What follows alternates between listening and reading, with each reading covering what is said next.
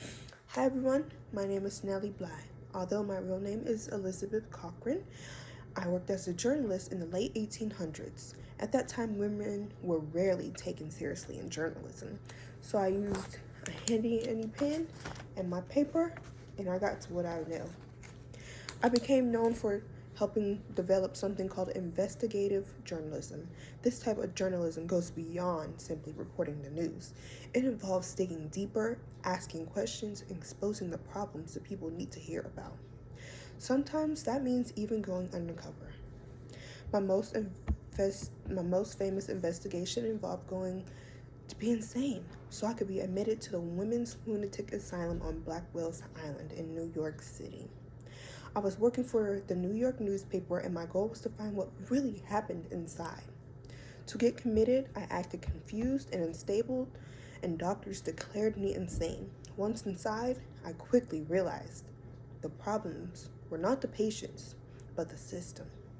The conditions were horrifying. Patients were given freezing cold baths, fed rotten food, and treated cruelty by staff. Even worse, many of the women there were not even mentally ill at all. Some were just immigrants who didn't speak English or couldn't defend themselves properly. Others were simply poor or just misunderstood. After 10 days, my newspaper arranged for my release. I then wrote about everything I experienced in a series called 10 Days in a Madhouse. My story shocked the public and led to real change. The government investigated the asylum, increased funding, and improved conditions for all the patients. Because of work like this, I'm often considered a reformer or progressivist. I use journalism to expose injustice and push for change, especially for those who didn't have a voice. Late in 1889, I took on another challenge.